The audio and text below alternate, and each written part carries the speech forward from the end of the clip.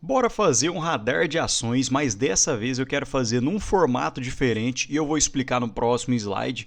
Vamos falar de quem saiu ganhando nos resultados em cada um dos setores e vamos falar dos proventos de cada uma das empresas. Olá pessoal, meu nome é Rafael, falo do canal Ponto de Investigação, bora lá. Antes de mais nada, quero explicar para vocês que essa é a parte 1 do radar de ações. Ainda não sei se eu vou colocar a parte 2 e 3 na forma sequencial ou alternada, porém nesse primeiro radar de ações quero falar de um destaque do setor de bancos e um destaque do setor de seguradoras.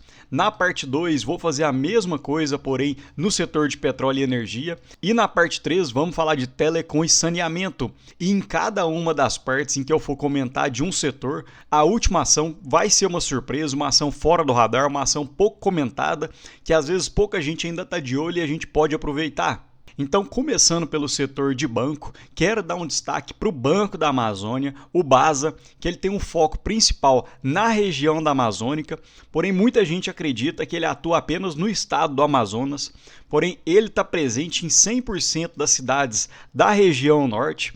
Hoje detém mais de 2.900 funcionários, 690 mil clientes e 121 agências. Um ponto muito interessante é que o BASA tem 82 anos de experiência e eu gosto de empresas sólidas assim, porque elas já passaram por diversos problemas e criaram uma certa casca.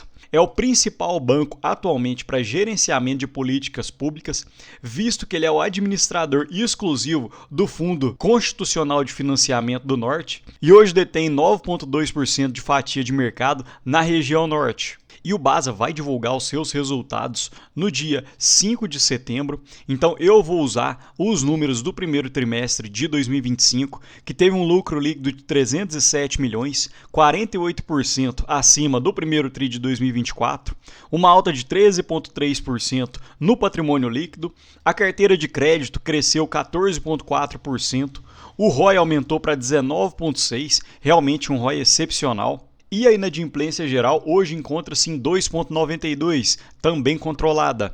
E em meados de 2019 e 2020, o BASA implementou um plano de melhoria operacional que possibilitou melhor proposta de risco-retorno, aumentando a receita. Então, antigamente, apenas 12% do portfólio do BASA encontrava-se com o risco 100% do banco, enquanto 88% vinha do Fundo Constitucional do Norte, e atualmente 51% é risco do banco.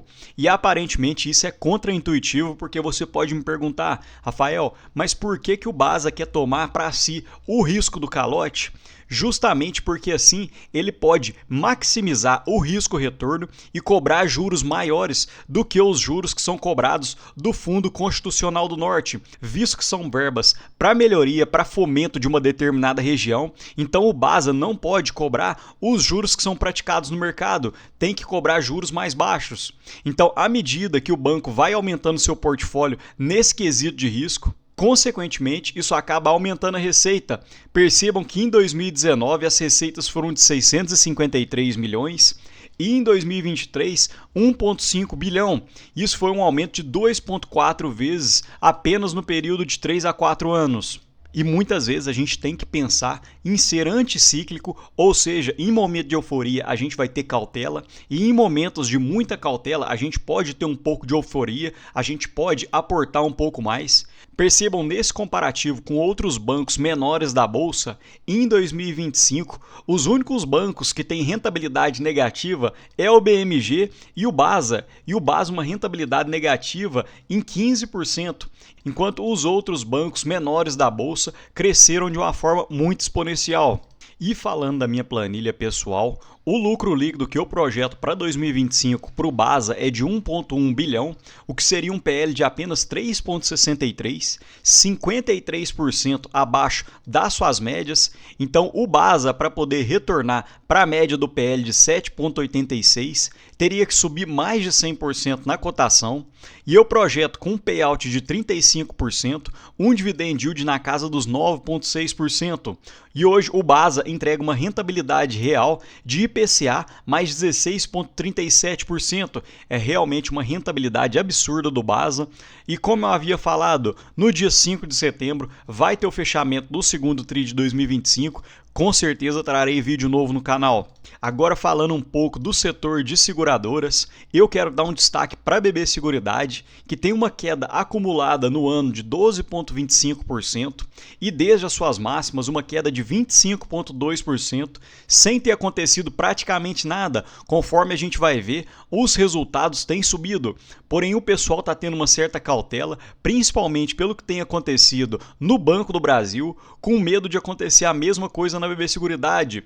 Porém eu tirei essa ideia do canal do Neto Invest, que bancos pagam para depois talvez receber, enquanto seguradoras recebem para depois talvez pagar. Então é um conceito diferente, porque o banco empresta dinheiro e talvez depois ele pode ter o calote, enquanto a seguradora recebe o dinheiro, faz o dinheiro na entrada e talvez, caso ocorra um sinistro, a seguradora tenha que pagar de volta. Então é um conceito totalmente diferente. E para vocês entenderem esse conceito, percebam os resultados da Brasilseg, que é o braço de seguro da BB Seguridade. O conceito de sinistralidade compara o valor pago em sinistros com os prêmios recebidos dos segurados. Então percebam no indicador de desempenho da Brasilseg que o índice combinado, que é o consolidado das despesas referente aos prêmios de seguros, então ele adiciona o valor pago em sinistralidade, os comissionamentos e as despesas gerais e administrativas. E hoje o índice combinado da BB Seguridade é de 65% e normalmente índices combinados abaixo de 100% indica lucro da empresa e índice combinado acima de 100% normalmente indica prejuízo.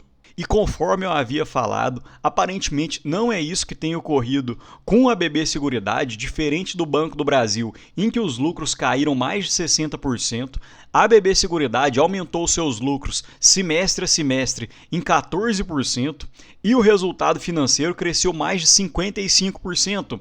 Então, aparentemente, não é a mesma coisa que está acontecendo na BB Seguridade e no Banco do Brasil. Vamos ver um pouco mais sobre isso quando a BB Seguridade soltar os resultados do terceiro TRI de 2025. Outro ponto, a BB Seguridade fez o seu IPO em meados de 2013 e desde então esse é o menor preço sobre lucro que a BB Seguridade foi cotada. Isso significa que a cotação subiu, principalmente de 2022 para cá, porém o lucro subiu de uma forma ainda mais acelerada. Consequentemente, o indicador de preço sobre lucro tende a diminuir e percebam que está praticamente nos mesmos níveis da pandemia. Então pode estar se abrindo uma boa janela de oportunidade. E percebam nesse gráfico, feito pelo pessoal da BTG Pactual, que tem o PL projetado de 12 meses do setor financeiro, excluindo bancos. A média dos últimos 10 anos foi um PL na casa dos 12,7 e atualmente o mercado encontra-se, no geral, com um PL de 8,8, ou seja, 30% ainda abaixo das suas médias. Então isso poderia indicar que o setor de seguradoras encontra-se barato. Falando um pouco da minha planilha pessoal, hoje eu projeto um lucro líquido para 2025 da BB Seguridade de 8,5 bilhões, porém eu estou sendo conservador porque o mercado está prevendo um lucro na casa dos 8,7 a 8,9 bilhões. Isso seria um PL de 7,5, 36% abaixo das médias dos últimos 10 anos e um dividend yield na casa dos 11,5%.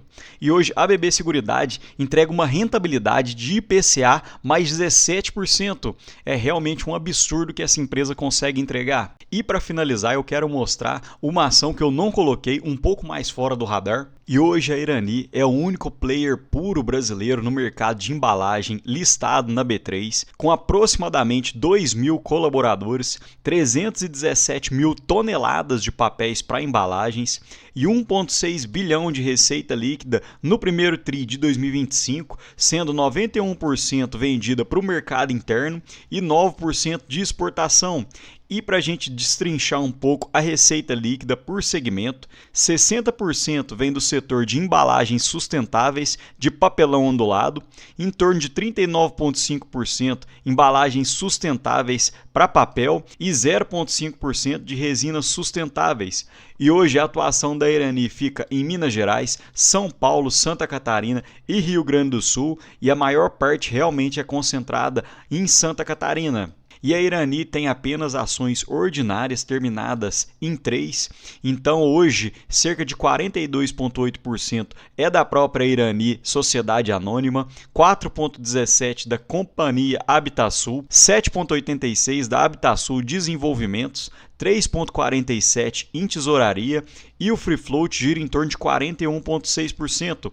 E eu quis chamar a atenção para esse slide porque ações em tesouraria não recebem dividendos, então essas ações que a Irani detém, você acaba ganhando uma fatia maior quando vai distribuir os proventos. E a Irani realizou seu re-IPO em meados de julho de 2020 e percebam a alta geração de valor aos seus acionistas, cerca de 112% de entrega desde o seu re-IPO, enquanto o Ibovespa no período entregou 27% e o índice de Small Caps uma queda de 21%.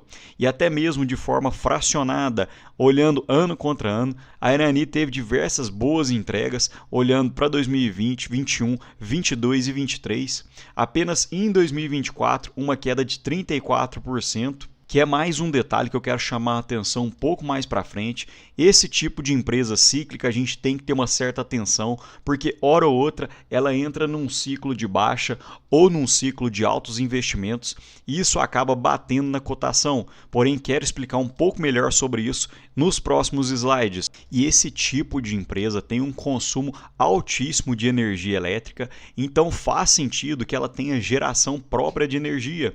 Percebam que hoje 66,7% da energia da Irani é gerada de forma própria, sendo 45% cogeração, 1% em termoelétrica, 20% em pequenas centrais hidrelétricas e 33,3% compradas. Porém, hoje a Irani tem um projeto Gaia que, após a conclusão, terá 100% de energia própria e renovável. Então esse deve ser um ponto positivo que deve impactar de forma positiva a receita, porque a Irani não precisará mais de comprar do mercado externo. E percebam que da base florestal própria da Irani, em Santa Catarina detém quase 28 mil hectares e no Rio Grande do Sul aproximadamente 6 mil hectares, em torno de 34 mil hectares, que se for pegar a avaliação desses 34 mil hectares, deve dar praticamente o valor da Irani em bolsa. E hoje a Irani tem um endividamento de 2,22, totalmente tranquilo,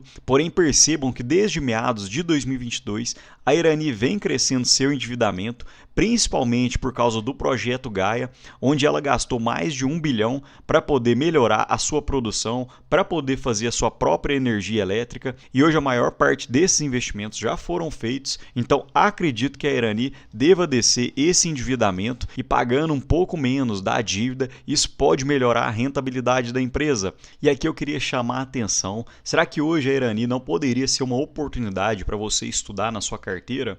Percebam que no re-IPO a Irani entregava um ROIC, ou seja, um retorno sobre o capital investido em torno de 12,6%, enquanto o custo médio da dívida ficava em torno de 5,5%, então esse gap de rentabilidade ficaria um pouco espremido e nessa época a cotação da Irani ficava em torno de R$ 4,00 e após a Irani melhorar as suas margens, chegando em torno de 25% de ROIC, a cotação da Irani explodiu em torno de R$ 12,00, ou seja, praticamente 3 vezes o retorno no período, e aí ela teve um gap maior entre o retorno sobre o capital investido e o custo da dívida, porém atualmente o ROIC tem ficado um pouco abaixo de 11%, isso tem espremido as margens da Irani e o custo da dívida hoje fica em torno de 7,4%. Então pode ser que isso seja uma oportunidade se a Irani conseguir repassar os seus preços para os seus clientes,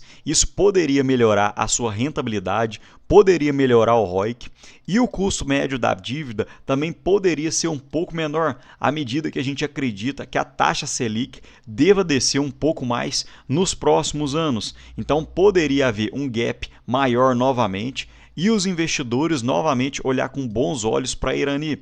Porém, isso é renda variável e nada garante que isso vá acontecer. Mas em empresas cíclicas, normalmente isso acaba acontecendo, esse zigue-zague, e a gente pode estar olhando um certo fundo da empresa. E não é sem razão que o mercado tem batido na cotação da Irani. Percebam que o lucro líquido de 2024 foi de 300 milhões e a projeção para 2025 fica em torno de 220 milhões. Porém, cabe um estudo mais aprofundado, porque hora ou outra o mercado acaba batendo demais numa cotação e em 2026 ou 2027, caso os lucros melhorarem, a Irani poderia pagar ainda mais proventos para o bolso do acionista.